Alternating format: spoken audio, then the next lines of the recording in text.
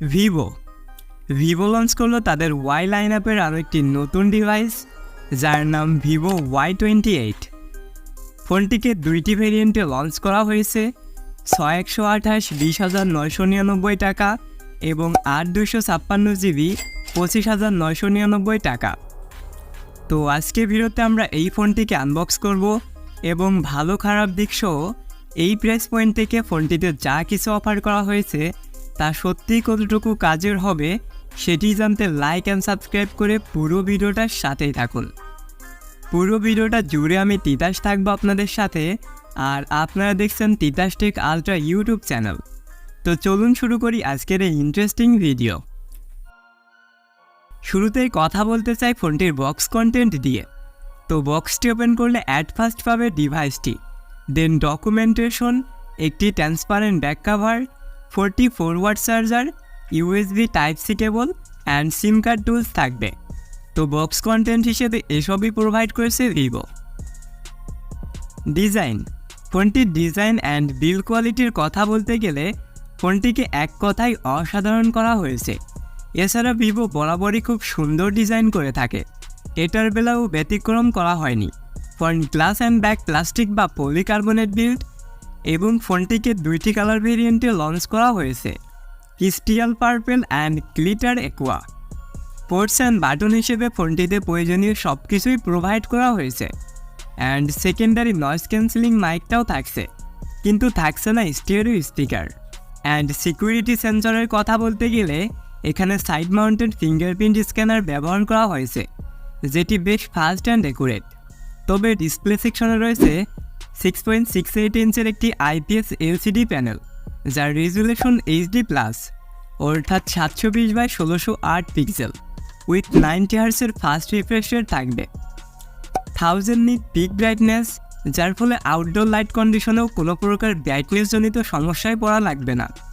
এছাড়াও top centre পজিশনে রয়েছে একটি সিঙ্গেল পাঞ্চল সেলফি ক্যামেরা। ফোনটির সিন এবং ব্যাজেলসকে এভারেজ করা হয়েছে, তবে বটম সিনটিকে আরও একটু ন্যারো রাখা যেত।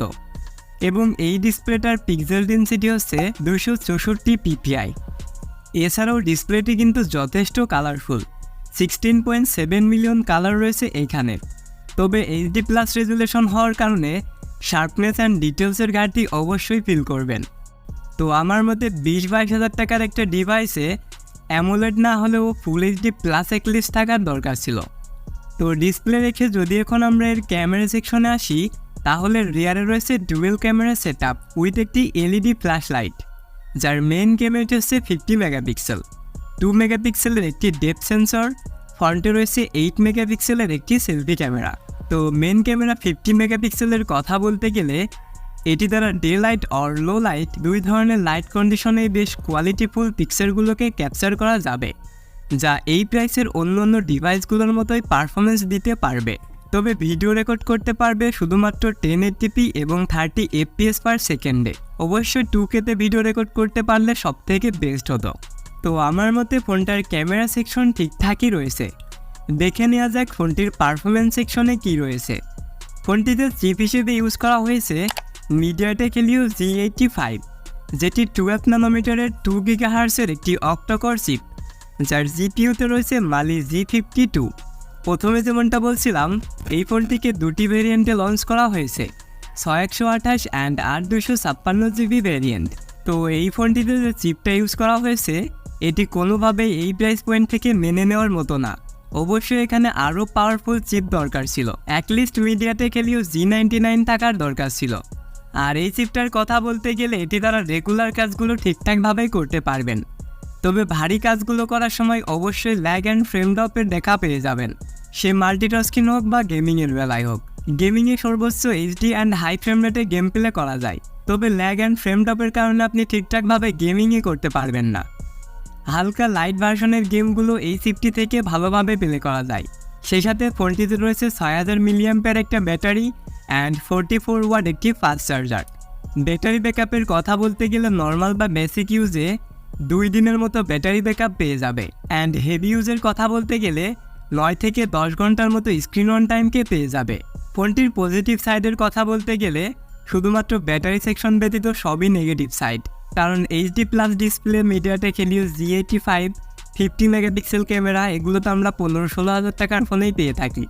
তাহলে 20-22 হাজার টাকা দিয়ে এই ফোনটি কেন নেব? তো এখন পছন্দ অপছন্দ আপনার ব্যাপার।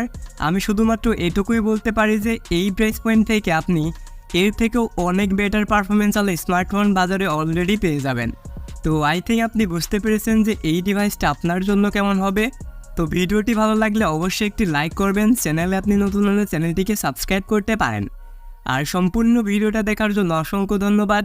Thanks for watching.